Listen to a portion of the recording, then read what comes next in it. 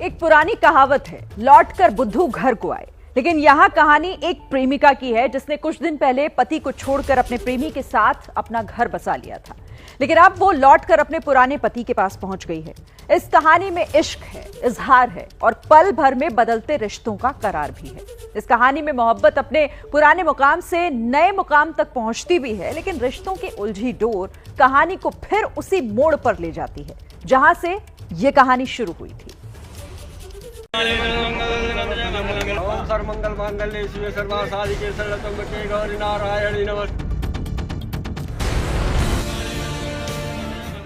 ये पिछले 25 मार्च की ही तो बात है जब बबलू ने भरी सभा में राधिका का हाथ प्रेमी विकास के हाथ में थमा दिया था।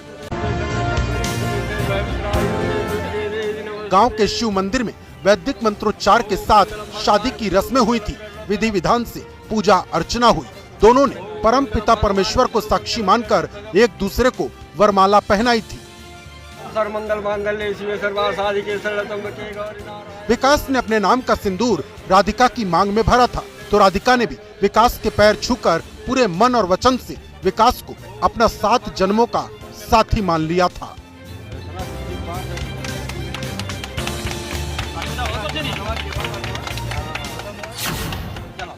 राधिका ठीक वैसे ही दोबारा विदा हुई जैसे एक नई नवेली दुल्हन होती है। विदाई के गीत गाए गए, फोटो सेशन हुआ, खूब रोना धोना हुआ और बाद में परिजनों से विदाई लेकर खुशी खुशी ली गई थी।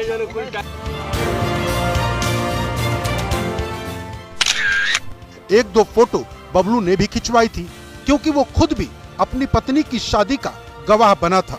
बबलू सिर्फ इस शादी का साक्षात साक्षी ही नहीं था, बल्कि बाद में पूरी कानूनी प्रक्रिया भी बबलू ने ही पूरी करवाई थी। यह अनोखी शादी न केवल देश भर में चर्चा का विषय बनी, बल्कि इसका वीडियो भी खूब वायरल हुआ। तब सभी लोगों ने राधिका के पहले पति बबलू की खूब तारीफ की थी।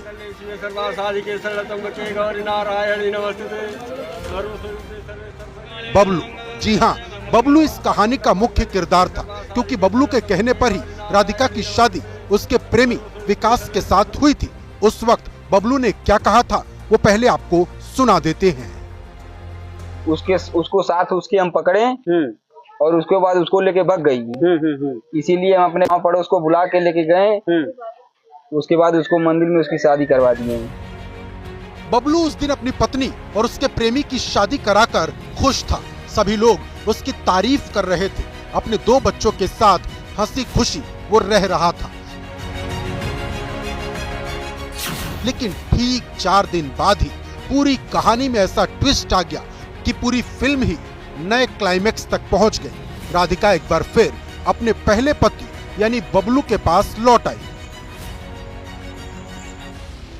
अब सबसे बड़ा सवाल यह है कि आखिर इन 4 दिनों में ऐसा क्या हुआ जो राधिका को अपने पहले पति की याद आने लगी। 7 जन्मों तक रिश्ता निभाने की कसम खाने वाली राधिका 4 दिनों में ही वापस बबलू के पास क्यों लौट आई। कहने को तो इस पूरे ड्रामे के सिर्फ 3 किरदार हैं। पहला बबलू, दूसरी बबलू की पत्नी राधिका और तीसरा विकास, जिसके साथ राधिका ने शादी की। लेकिन इन 4 दिनों तक चले इस पूरे ड्रामे में एक और किरदार की एंट्री होती है। वो है विकास की मां, यानी राधिका की नई सास।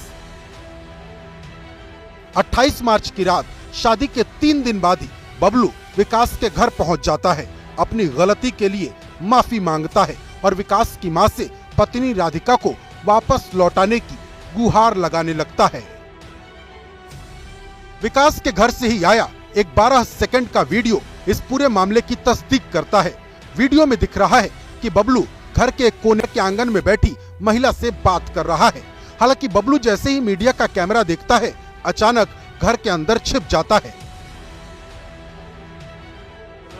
अब विकास की मां यानी राधिका की नई सास का दावा है कि शादी पहले भी जोर जबरदस्ती से की गई थी।